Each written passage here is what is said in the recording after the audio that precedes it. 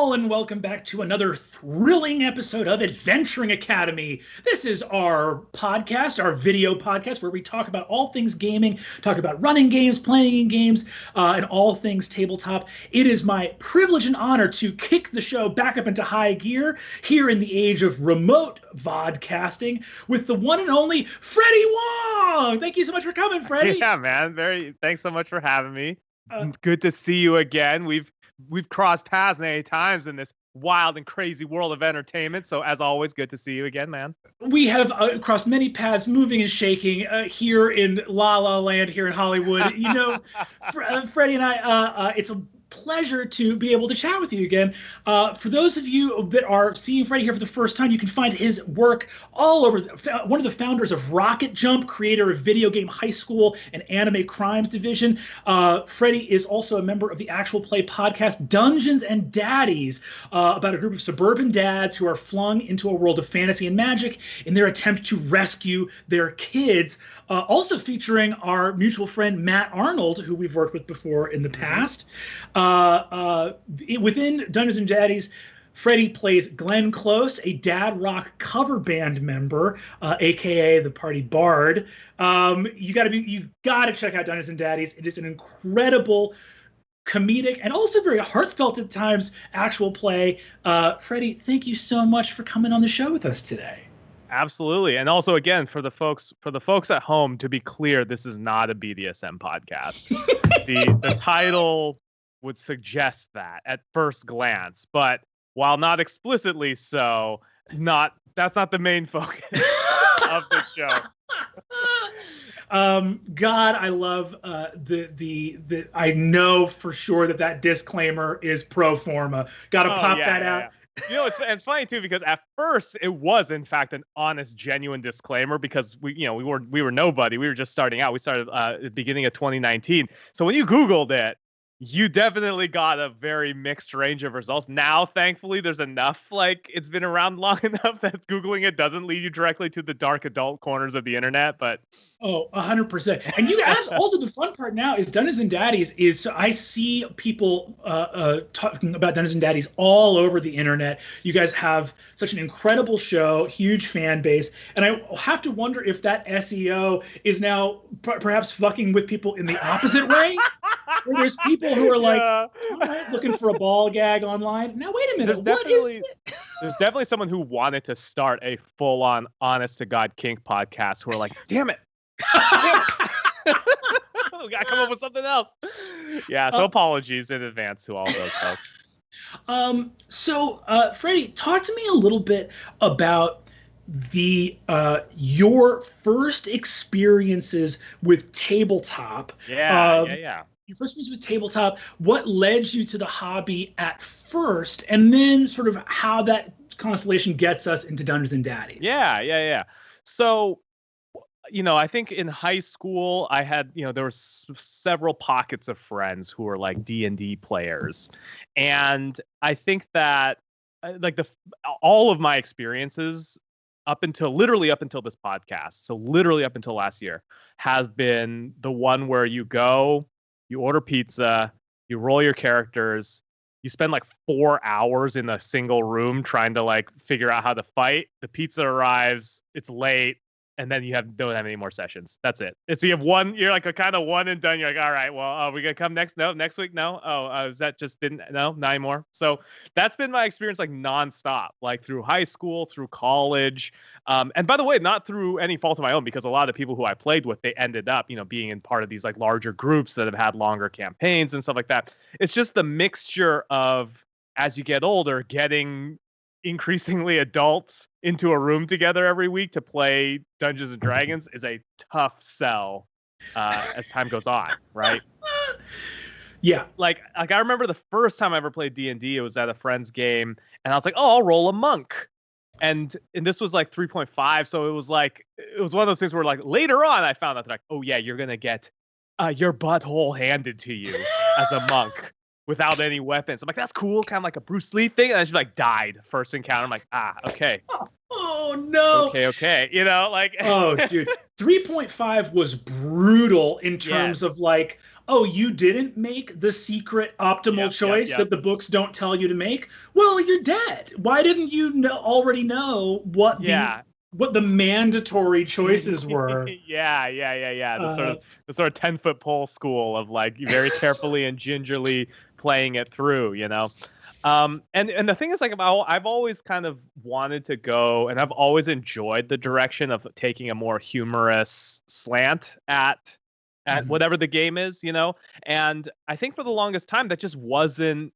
I think a lot of the world, you know, because we're in a more evolved world of understanding with regards to how you can approach a tabletop game, especially a role-playing game, right? And I think that prior to a lot of the other shows that you see, you know, online, you know, everything from, you know, Critical Role into, you know, even, you know, Dimension 20, the idea of like taking it in and having this sort of school setting on top of it.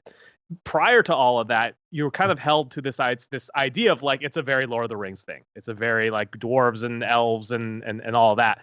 And like that always, just from my point of view, I've always just, it always never quite like worked. It always kind of like, it always struck me as a little bit false, because when all of our touch points for these games are these fantasy movies, right? So how do we understand, you know, the world of the sort of fantasy world is through books, it's through Lord of the Rings, it's through the movies, all that stuff. But the problem is it's a story, right? So that story means that J.R. Tolkien is not doing all the tiny incidental dumb shit that happens over the course, right? Like Frodo and Sam aren't just like getting into rando encounters and being like, yeah, they just killed 2 wolves on the way. That had nothing to do with anything. It just happened, and then we move on. It's like, no, this is a story. All the moments are these big fantasy moments. But when we play these games, not every moment is supposed to be that, because there's a lot of incidental stuff in between and trying to figure out what to do and all that, all the stuff that you would lose in a book. So it never struck. So I always struck. So my instinct has always been like, let's have fun with it. Let's joke around with it. So I remember I played a character, and this was a homebrew system that a friend of a friend was sort of doing. And like the character I did was like, okay, it's kind of a post-apocalyptic Americana thing. He's going to be this guy who is a master of the ancient arts of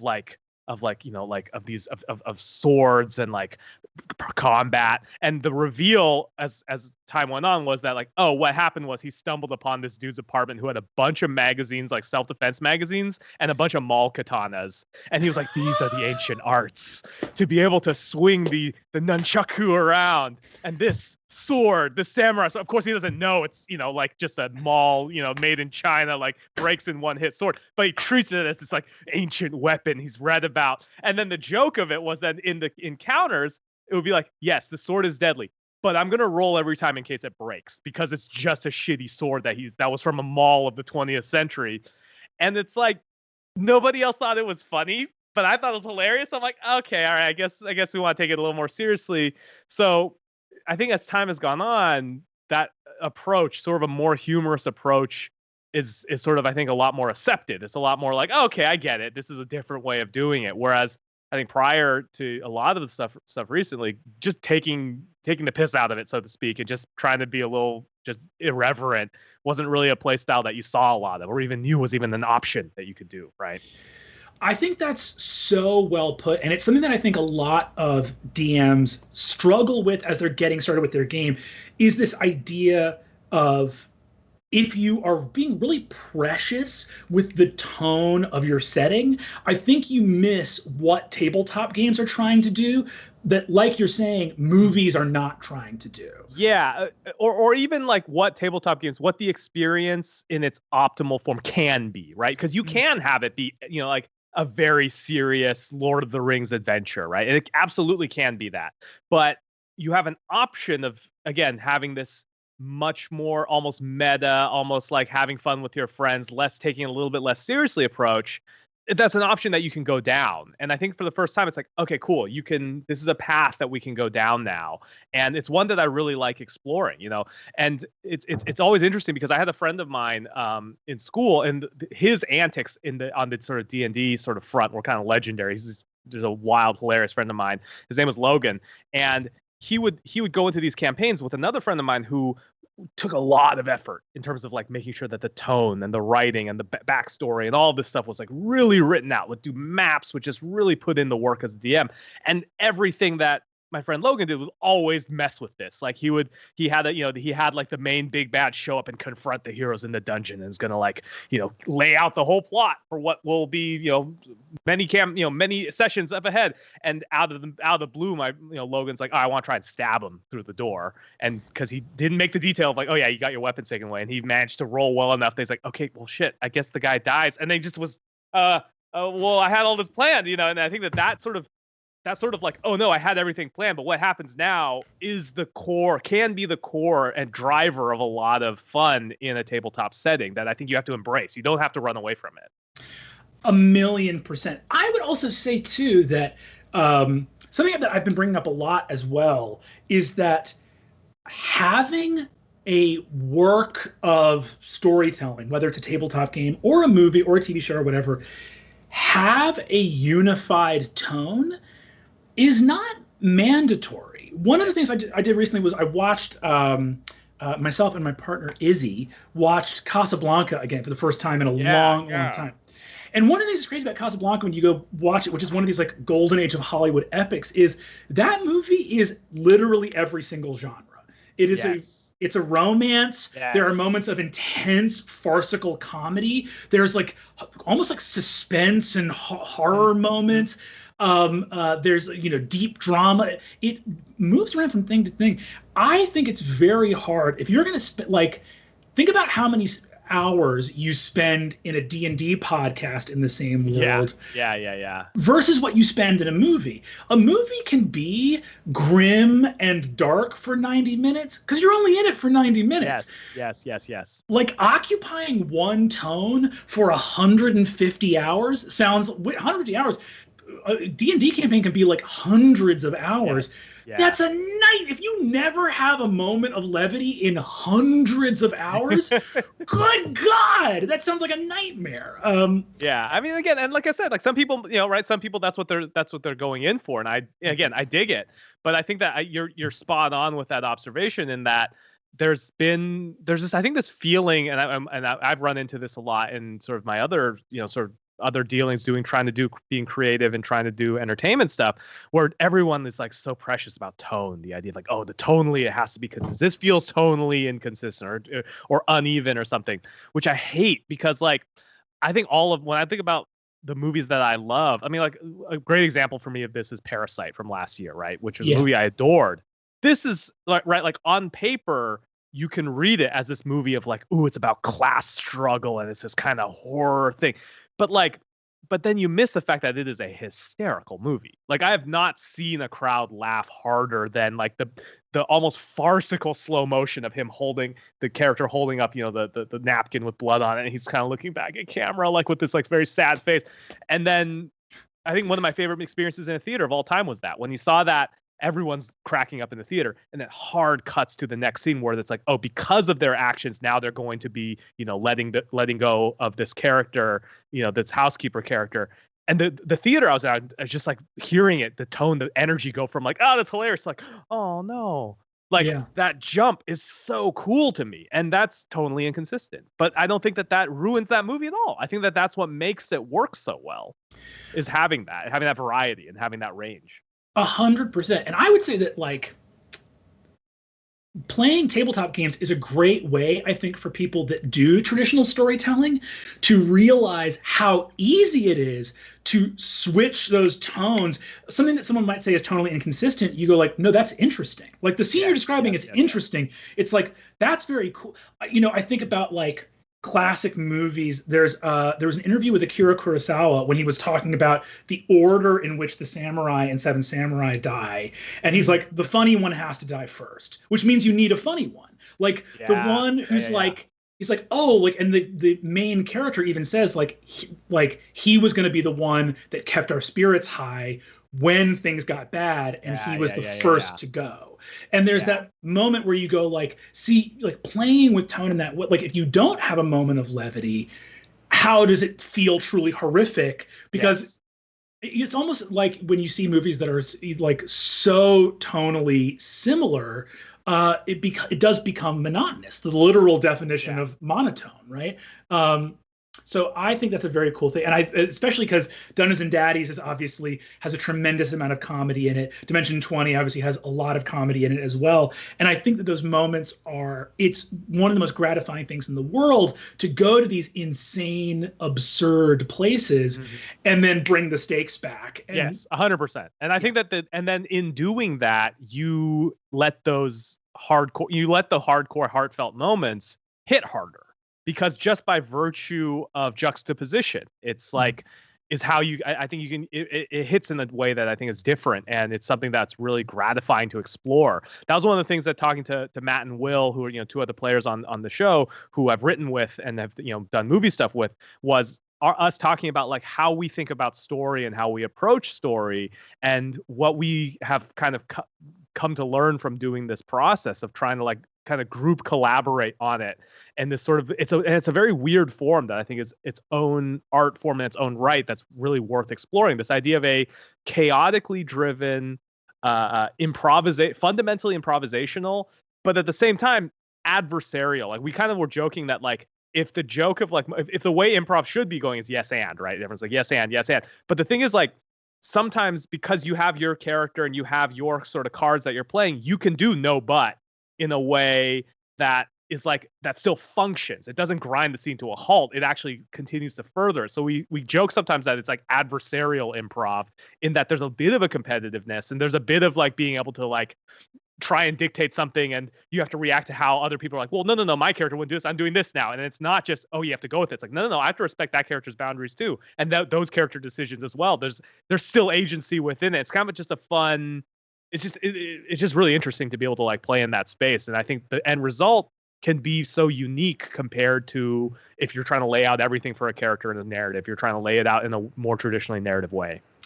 Well, that leads us so perfectly into an audience question. Oh, sure, yeah. That I had that I wanted to talk about, because that dichotomy you're talking about is, I think, one of the weirdest things about tabletop, because I taught improv for a long time. And when you're doing like the sort of classic long form improv, one of the things we used to say is avoid plot, because the rules of yes and interesting. Yeah. Say avoid plot, avoid narrative, because it's not that it's always antagonistic to the rules of comedy, but it's just that it's a different master. It's not. Yes.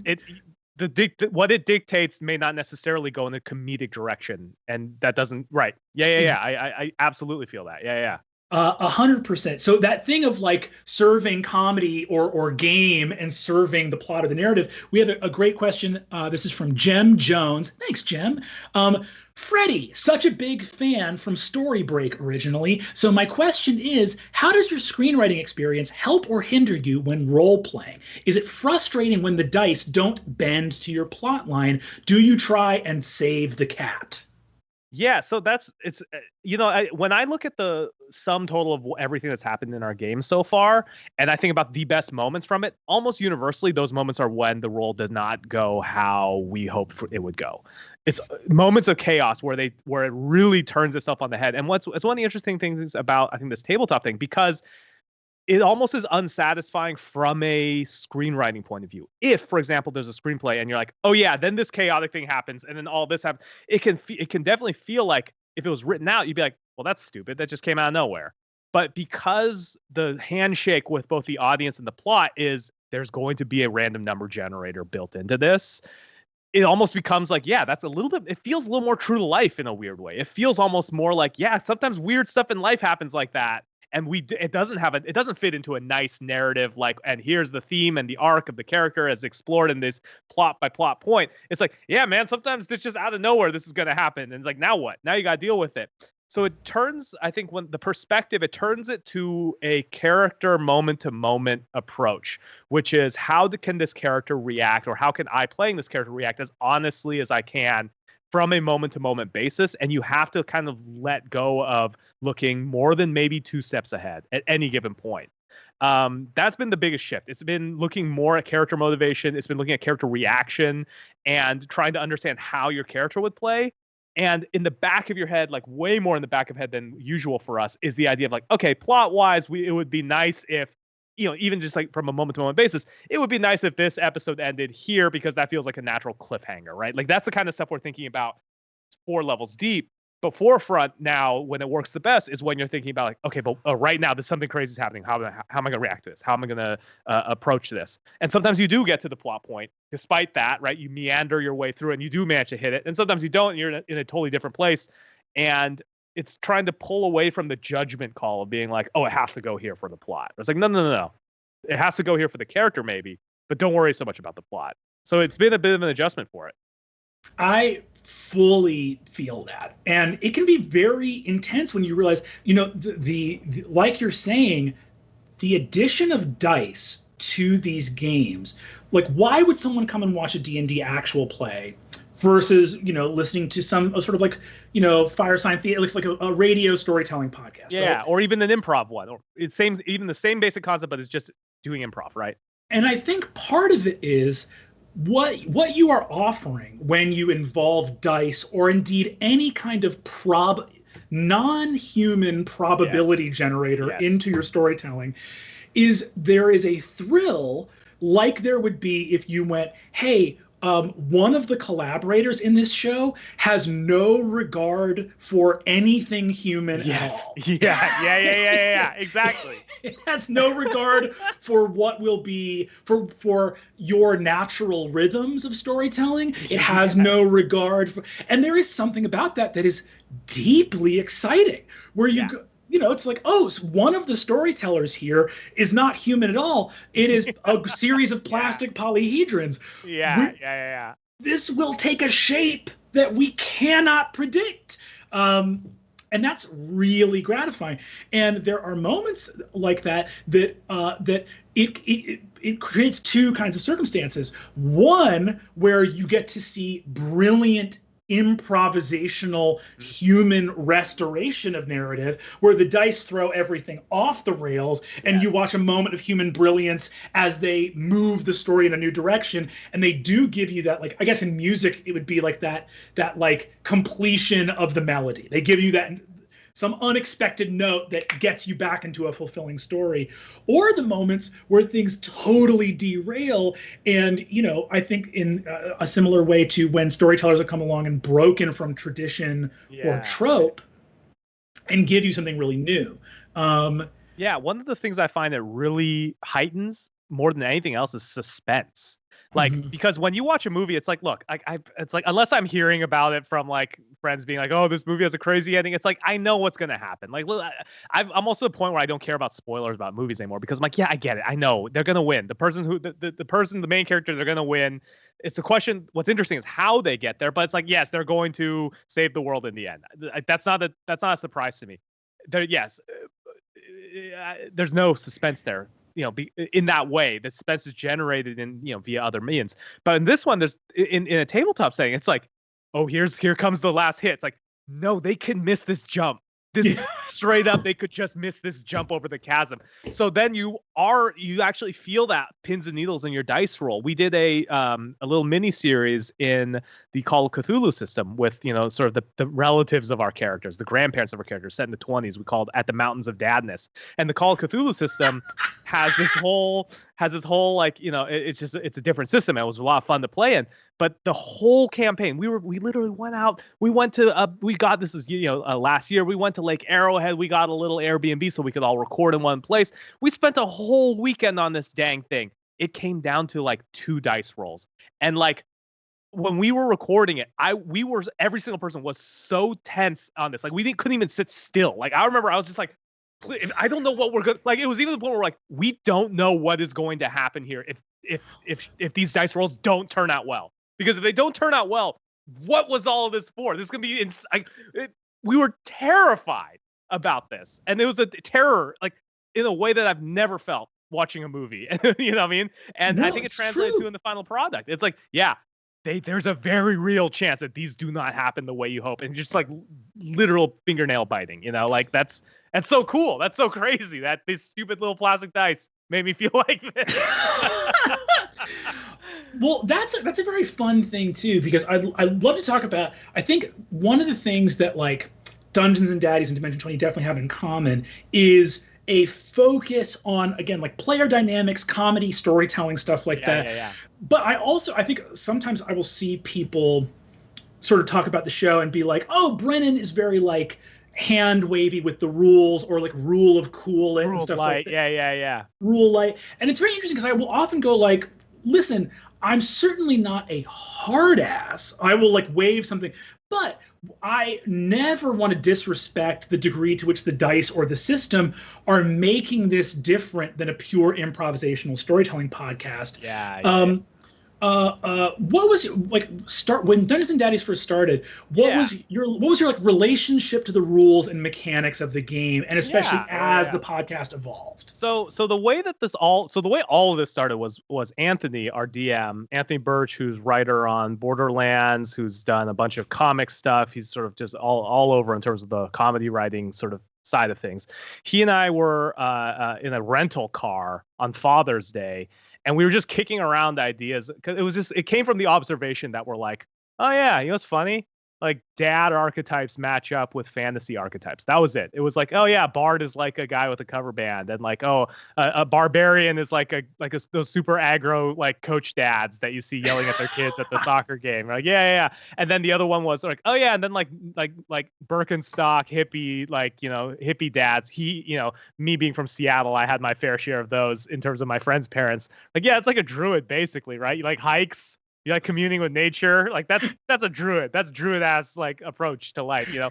And then that's kind of where it all came from, which was that realization that dad archetypes match up with fantasy archetypes. And one of the things that was really exciting was when we first talked, I was like, I want you to DM this, because I had heard a story from friends of friends who had been in a thing that he had DM'd. I think it was either the Fate system or 5e, another game where the entire thrust of their campaign built up to they lost all their powers. Everyone had built these characters with these powers over time. They lost all those powers, and he had brought to the table a bag, and he's like, in this bag, if you decide to go in this direction, we'll go in this direction. I'll open this bag. If not, I'll burn this bag right now. We'll never see what happens if you decide to go this way. He gave the choice to his players.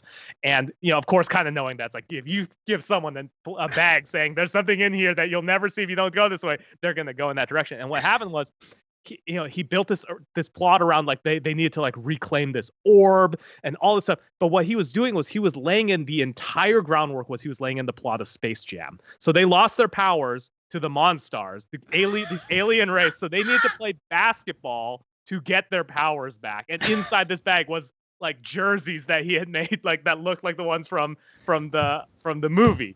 So all of it was just a Space Jam joke. So I'm like, the fact that you committed for months to tell a Space Jam joke for an audience of just the people there, I'm like, this is exactly the energy that like is like, I want this. So and the way that he plays and the way that he approaches stuff, you know, I think it's very much in line with the kind of person I wish I had as a DM when I was, you know, in high school and college, which is somebody who tries to adapt to what is this stew of players you have in front of you and play to each of those inclinations, right? And to have that flexibility. I think more than anything else, he's a flexible DM. And the approach there in terms of the rules is one where it's one where it's coming from a narratively interesting point of view. It's about like, will this be, you know, rule of cool is one thing, but I think in a way the rule that we follow is like, will this be narratively interesting more than anything else, you know? Yeah. And I think, and we're fortunate in that whole group is everybody has like, is coming from, you know, screenwriting or more of a sort of a writing background. That's kind of where we naturally align our sort of North Star is sort of towards making narratively interesting decisions. You know, I saw a thing where someone said that there's like 3 ways people play these games, right? It's either character driven, narrative driven, or like simulation driven. People who are really into like the nitty gritty of how things work. There's like just the 3 different play styles. I forget exactly what it's called. Mm-hmm. We're definitely one where it's like, oh yeah, what's fun? What's interesting narratively? Less about the rules, less more about the narrative.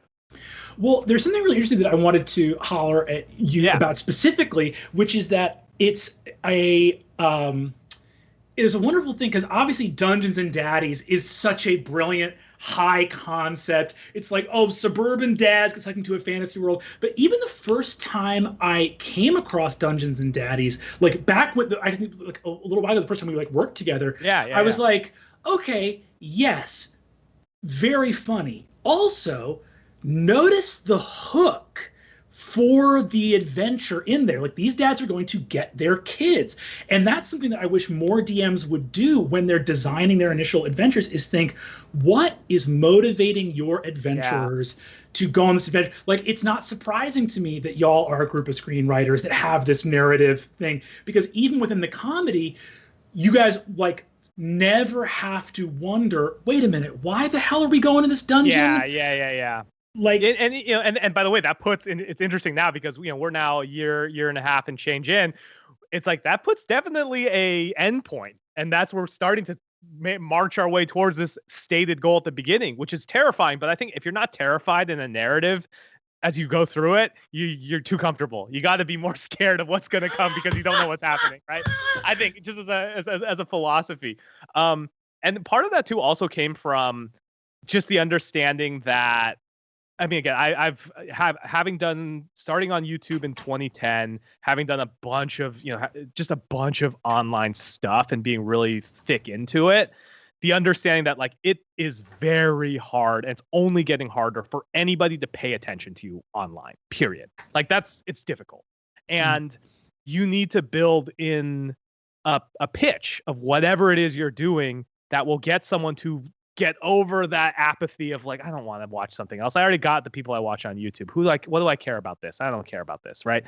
And that was like, I think, you know, one of the things that we thought a lot about, which was like, okay, what is like the hook of it though? Like, what's like, who cares? Like, you know, I know there's a lot of other actual play right now. You know, I know that Critical Role is out there and killing it. So it's like, why you? What are you doing that can get someone to be like, I'll check that out? Like, that's what you need to get to if you're thinking about starting anything online. And I think that a lot of that requires having like what's going to happen kind of hook, which is I think really important for almost anything that you do if you want to get people's eyeballs or ear holes on it. That sounds weird.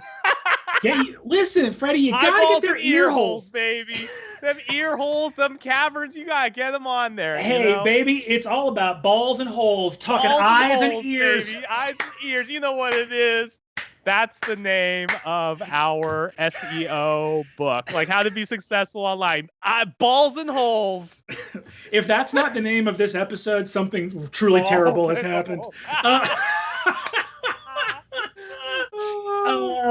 But it's really true. And I think it's also great too, because I think that like you would be really hard pressed to find a funnier actual play than Dungeons and Daddies.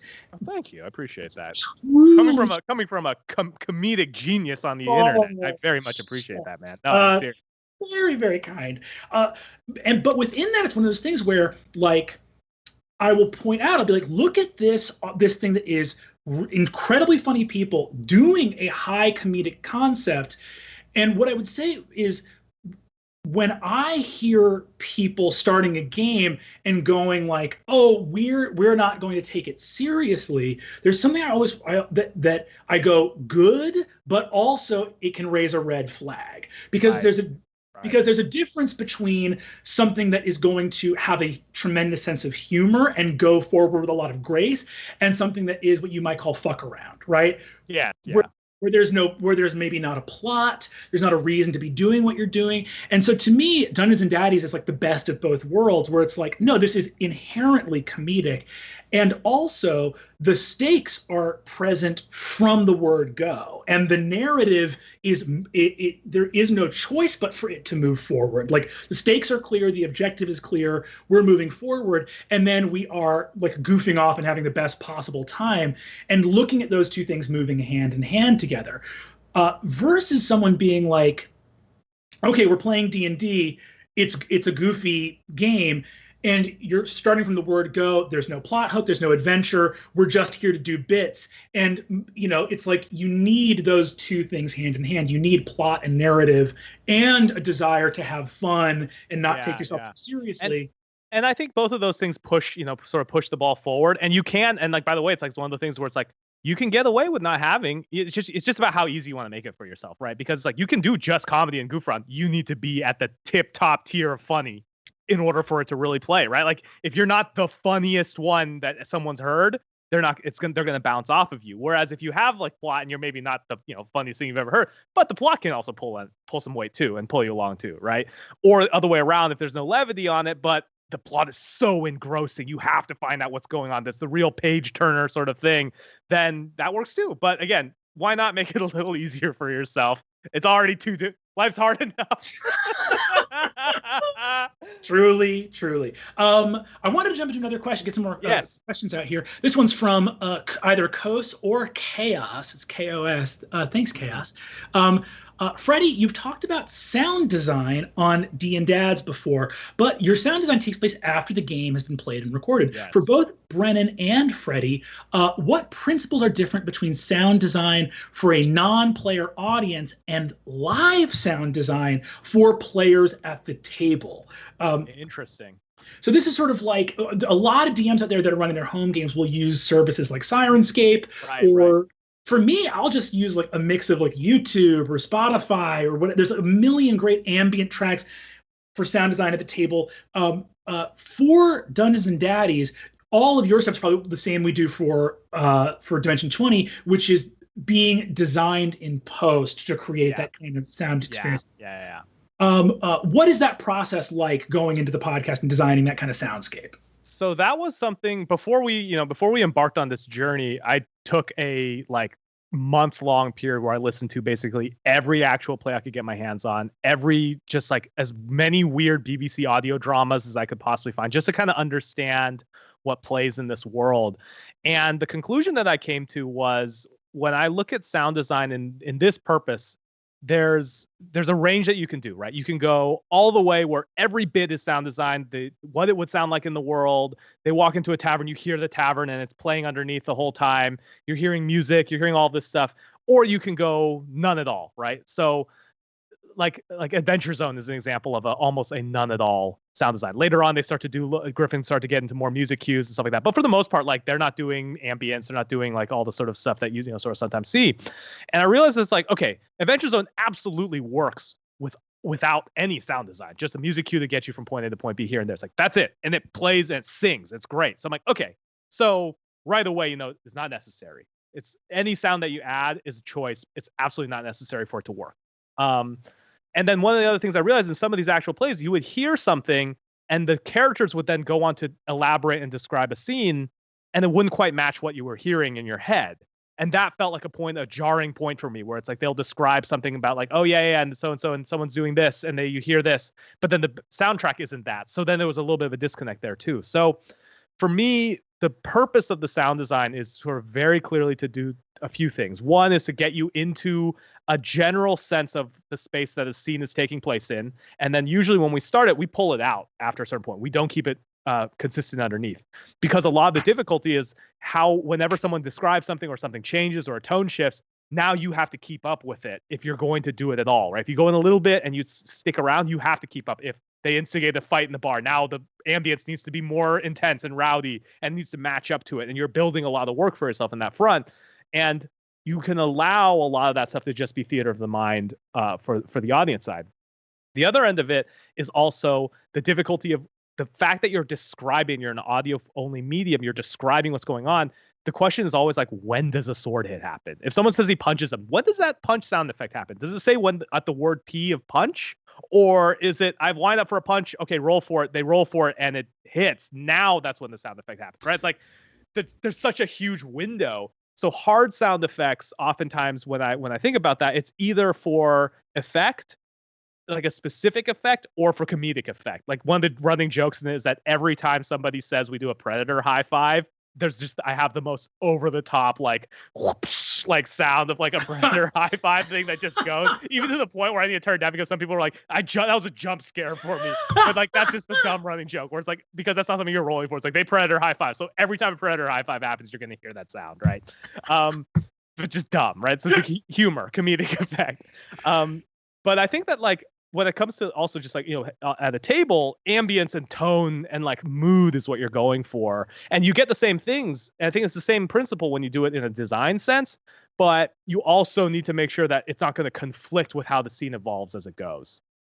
So our option is to pull it back after a certain amount of time once it's set.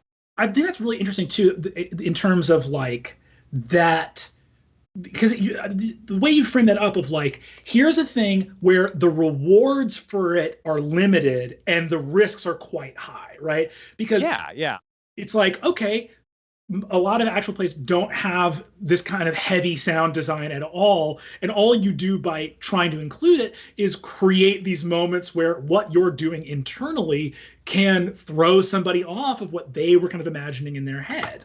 Because with actual play, that kind of definitionally is what your audience already, it's a lot like improv. Like your audience is doing the set design. They're doing the costuming. Exactly. That's the strength of audio drama too. That's what I kind of figured out after listening to a bunch of these audio dramas, is how much of it really works in your head in a way that just doesn't work if it was filmed. Like they always said that, reading the interviews around Hitchhiker's Guide, as they were saying, like, they're like, Zaphod Beeblebrox having two heads is the best audio joke ever, because it's hilarious, this idea, because in your head you know exactly what that looks like, the guy with two heads. But it was also the nightmare decision for them anytime they tried to adapt it to a visual medium, because it's like, how are we gonna, so in the BBC show it looks terrible, in the movie it doesn't quite work. You're just like, how are we supposed to do this? It works, but that's one of those effects that only works really perfectly in your head, and it's like, it's hilarious. But when you try to actually make it like visual, it's like, good luck. And it's like you can take advantage of that, and I think that's what's kind of cool about doing audio design and the limits to how you play it out. It's really interesting too to talk about, because I think the best, when you're doing this for your home game as well, when you're trying to design something to sort of immerse your players, there often is a time to like cut out, like to just let things go back to conversation, because like anything, you become used to it as a player, exactly. And I think the best things too, when you bring those music stings in, are often to direct people to an emotion or a feeling. Something is supposed to surprise, let it be surprising. You bring in a moment of swelling music to get people on the right emotional wavelength. It moves on. It goes for that. The only time I really, in my home games, have sustained music is occasionally for like battles where we have like a battle soundtrack going, because that is so disambiguated or from real life. Because you're literally playing a slow-mo scene if you really break it down, right? Like you're literally working in slow motion the whole time. Exactly. So it's like, you can use it, could be keeping the stakes up as we take 3 hours to play out these 18 seconds. 18 seconds. Music is so fundamentally emotional that that one's always tricky. And it's like, anytime you want to play it, it's like it's tough, because it has such a gravitational yanking effect on emotion, because it's just inherently emotional. So it's like, use sparingly, I think is the key for that one. 100%. This next question comes to us from JT Guazds. Thanks, JT. I'm developing a list of cues to help PCs develop their characters and to help me build stories for them. Some ideas: why do you adventure? Where are you from? What are you proud of? What are you insecure about? Etc. Do you have any idea for what to ask a PC in the character creation stage? And I think for Dungeons and Daddies too, like starting with that conversation about these dad archetypes, what was that process like as you guys were developing your characters? So what was interesting about that was it was a two-hander, because when we think about narrative character design, it's basically, for the most part, when we're talking about film and television, film mostly, because that's kind of where our specialty is, you're thinking about one character and that journey and everyone else in that journey and how they support that one character. It's a very single character centric, or one or two sort of at most, but that's really where you're focused on, which is why, and in which case then, because the purpose of it is this plot is trying to push the story forward. When we were putting this together, we kind of found ourselves going into this world where, it's like, okay, this is the character and this is their arc, but then, oh wait, I got 3 other people who have their characters and their arcs, which may just be in total conflict with mine now. And it's like, there was a little bit of a need to be like, oh wait, I can't just focus only on this one character. Beth, who plays a stepdad, and I think the secret weapon of our podcast because of all the sort of hilarious perspective that she brings and her sense of humor to it. She's playing the stepdad, and we have to think about, and she's taking this very interesting approach to it, and we're like, okay, how do we fit in there? What's our sort of dynamic? So there was a lot more conversations of like, what is our dynamic? It was almost like a lot of the conversations that we saw when we think about sitcoms, which is if you pair off characters, can you see this working? Like any combination, any sitcom that works, any cast that works on a sitcom, you can take any combination of the characters on there and be able to tell a whole episode with just them because their personalities interact in interesting ways. And that was one of the things that we were talking about when we were putting our characters together, which is like, okay, if we ever like split off and it's just my character and Ron, what's that going to be like? Is that funny? Is that interesting? Or if it's so-and-so. And that's a way of thinking about it. I think that allows you to make sure that you have not only an interesting character, because that's only part of the equation. The other part of the equation is an interesting character that doesn't gel at all with the party and kind of the direction that's going becomes like a labor to kind of keep in play, and it starts to just it starts to get uncomfortable because you're like, I want to push this plot forward, but now the environment doesn't feel like it fits for it, and it feels like I'm out of sorts. You also need to make sure that character gels well with everyone else. So I think that process needs to be an inherently group collaborative one with the party that you're playing with for the sort of maximum amount of fun. Is something that I've found. And when it came to that, when we were looking at it, that was like the big part of it was us making sure that we were talking to each other and trying to figure that out. One of the things, and by the way, one of the things I found was what we found accidentally that actually ended up being this really good thing. And I recommend now that like everyone try this at least, is we do it at the very beginning. We're like, how are we gonna get people in the show? Let's do dad facts. Let's tell a funny fact about this character. It's like a little random thing. But what happens is that lets it shape some of the improv that you'll do later on in that session, because you're saying a thing and then now it's on everyone's mind. You put it into the ether, so to speak. And then now it shapes the idea of like, oh, I like this kind of food. And then you run into this food in the session. And then it becomes not just a funny fact about the character. It becomes a thing that happens in the campaign that can enrich your character because you've already established that this is a part of a thing about them. And it can help dictate some of those dynamics and put just a little bit of structure in terms of the random stuff that's happening. It can start to shape it in a way that we found that's really interesting. So it gets you in it, but it also gives you free inside joke material for you and your players to like be able to reference and play with later on. There's an incredible thing too with like when you're designing these characters as well, there's something I think that's really special is like, because the question says, do you have any idea for what to ask BC? Like in that character creation stage, the way you put it of like any two characters that get paired up should have something there. There almost is like when you're creating characters, I personally I think it's really important to character create collaboratively. If you're not physically able to do it together, that's okay. But I am not a big fan of everybody rolling up to session one with a character they made in a vacuum from each other. Yeah, it's a total crapshoot. And oftentimes I think what you find more often than not is it's going to be two characters like, well, those are basically the kind of same character now. Okay. Yeah. And you get married to it. And because someone's put this effort and this time into it. And if there's anything that I've learned from doing this sort of tabletop stuff, it's make sure you don't get too married to anything, because part of the fun is being loose and being able to go in a direction that your friends are going to steer and being open to that. 100%. And it's fun also to find that constellation. And by constellation, I mean that thing of like the stars, they have their own brilliance, they have their own shine, but the shape they create together is the most fascinating part of what you're looking at. I call it the Thai curry example, because here's the thing, right? The Thai food is amazing. There's not a single person who doesn't like Thai food. The secret of Thai cooking is they hold that you need to have all 5 ingredients of flavor. You can't just have something that's only sweet. You need to have spice, sweetness, sour, a little bit of bitterness, right? Like all the flavor components need to be in there to some extent, and the end result then becomes better than the sum of the parts. That's how you get there. It's just Thai cooking, but for characters. You gotta make sure your campaign's like a good curry. You saying that, I have never in my life more quickly gone from doing fine to ravenously hungry. You said that. I literally am like, I'm gonna pull up my phone and just get Postmates going on right now. It's like my move. my move nowadays is just like get Postmates going. I said I'll even do stuff where I'm like I'll be driving back to my place and I'll be like, if I time this just right, I will be able to walk out of my parking garage and a guy will hand me a bag of food as I'm walking to my apartment. Like, if I can just get this one move. Oh, it's so real. It's so real. Ooh, that's a good app idea. That is so goddamn funny.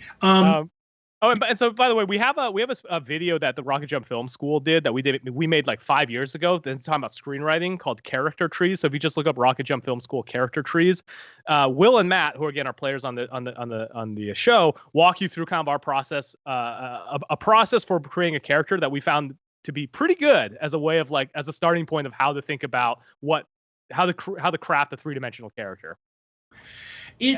Yes, that's awesome. What kind of stuff do you guys go into in that video in terms of like? So we think about like the character as like you can start from like the feet up, right? So it's like, all right, you think about it in terms of like feet. Okay, but that's like okay, but like what do you mean by feet? It's like, well, how do they move? Like, is there something about their physicality that you can sort of think about? And it's just different. It's a bunch of different like points of view that you can get to. You know, you get to the heart. What's their emotional head? Like, kind of what's their intellectual outlook, and just sort of all the aspects that kind of go into it. And you don't need to have necessarily answers for everything, especially early on. I think it's actually important, as you said, to be collaborative and not necessarily have all the answers of this figured out, because part of the joy of the character creation is the discovery of like, oh, you know what? This character is like this later on, because you see and can respond to what's happening in your campaign. Like, for example, Glenn, as a character, I started off as he was like a dad rock cover band dad, because I'm like, yeah, it's like dad rock. Of course, I knew a couple of friends who had, like the dads with way too expensive guitars and loved classic rock. That was in my head for the longest time, until we got to a point where Glenn then had to play a concert in front of people, and we were, talking to Beth and Beth's character, and it's like, well, Beth had this weird vocal thing that she can do where she can sing 2 notes. I'm like, oh, that's funny. We should incorporate this. And it's shifted to like, what's 1,000 times funnier and more specific? And I would have never thought, instead of just being dad rock, Glenn should be in a Christmas cover band, like Mannheim Steamroller. He only plays Christmas music. And then all of a sudden it started to backfill all these details where it's like, yeah, why is Glenn not around? Yeah, because the holiday season's hardcore. He's touring, but he's only touring for part of the year. To answer this question of like, how is Glenn raising his kid if he's a touring musician?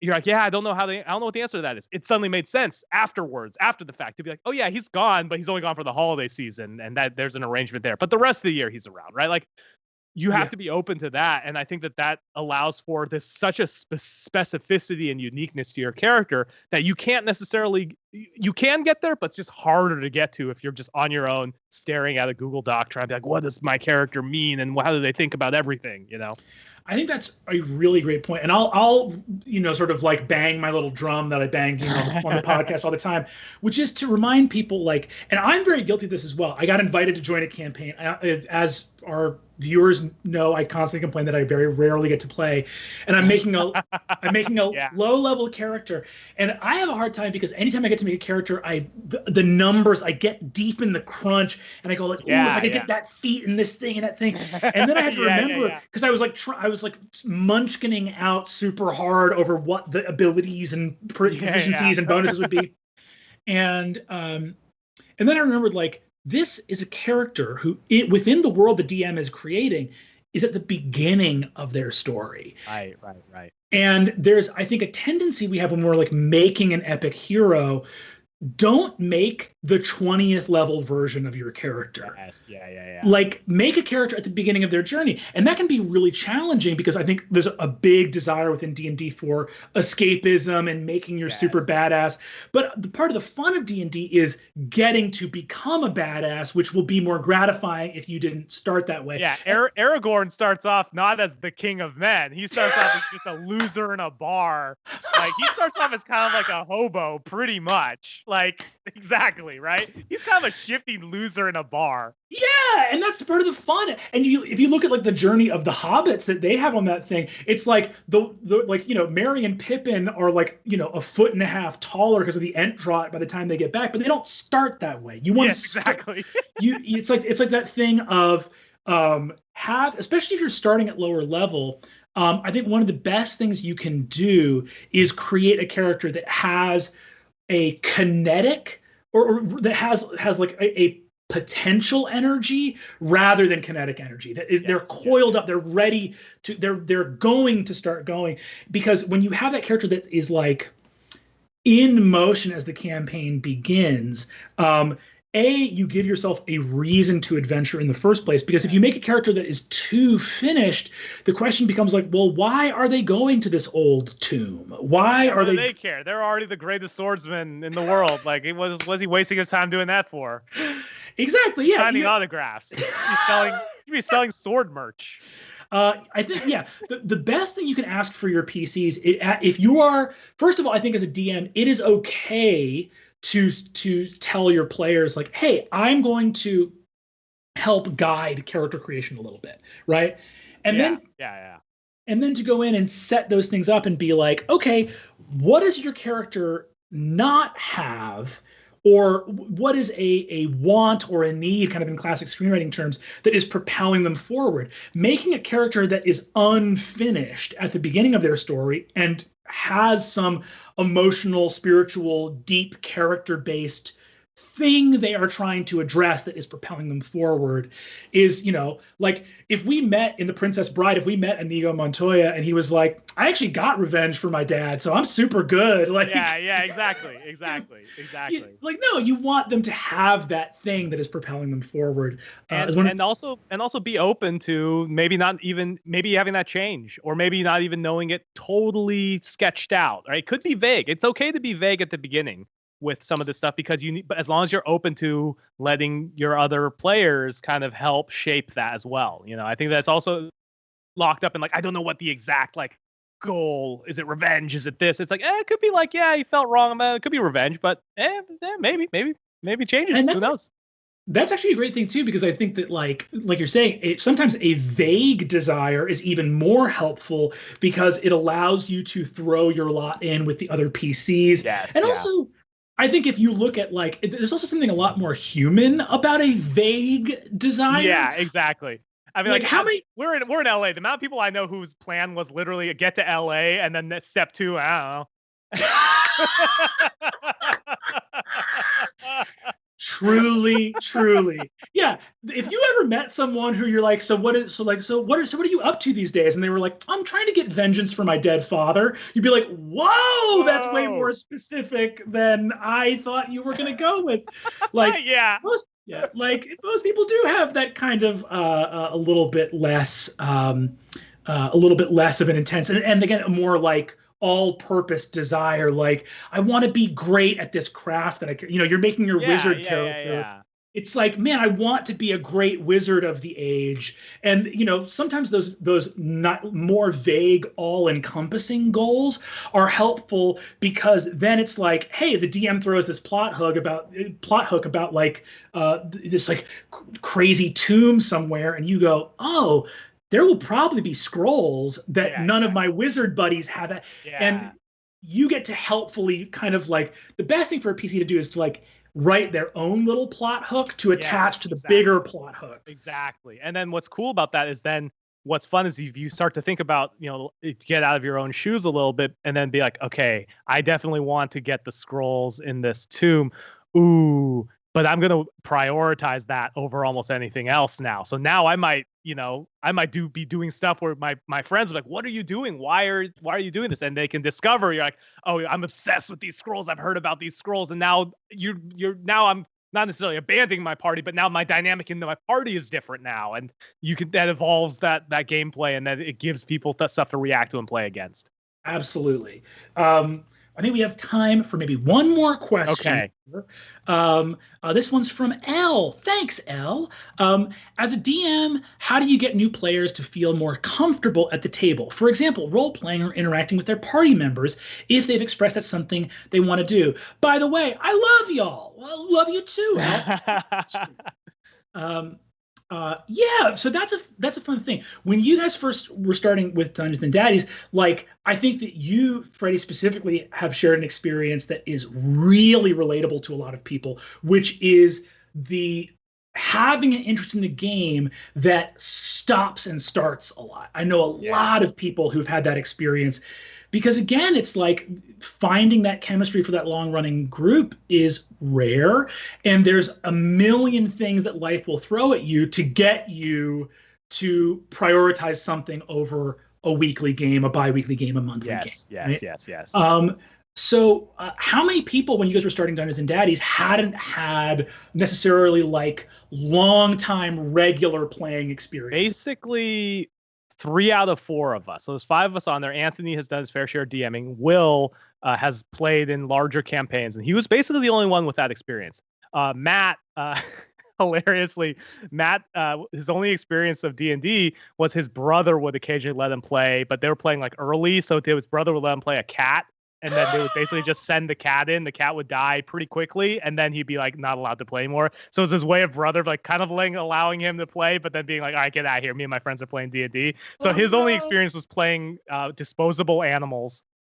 Beth hilariously hates all board games and also hates the idea of sitting in one place doing one thing for like an hour and a half. So I was like, but don't worry, like we got to make sure that it's entertaining for you. So that was a little bit like a challenge to be like, all right, how can we make this interesting for somebody who has never touched any of this stuff and even hates board games, right? Like, how can you make this interesting in a way that, you know, that you can wrap your head around? And I think a lot of it just came down to, part of it is also making sure that you work just outside the game too, right? As a social group. Is this a group of people you go see a movie with and would sit around and talk about and afterwards and get food? I would hope so, because if you're asking people to spend time together, they need to be people that will spend time together. That, I think, is a big part of comfort, because in those environments, and that's you build that level of trust, folks who are a little less inclined to do zany character voices and to kind of act and sort of do that thing are more likely, again, you have to give them time to sort of get comfortable with it. But if it's a bunch of strangers they wouldn't hang out with anyway, that's going to be tough, like it's going to be harder. Yeah, I think that's a very real thing. We got a lot of questions for Adventuring Academy about what to do with like problem players or players that are like not gelling with your group. And often the answer to that is not a gaming based question. It's a social based question, which is like, if there's someone who routinely has a different value set from you and your other players, it's the same situation as if you guys were going to see movies and there was a person who like roommates, it's like that there's not a D&D solution to that issue.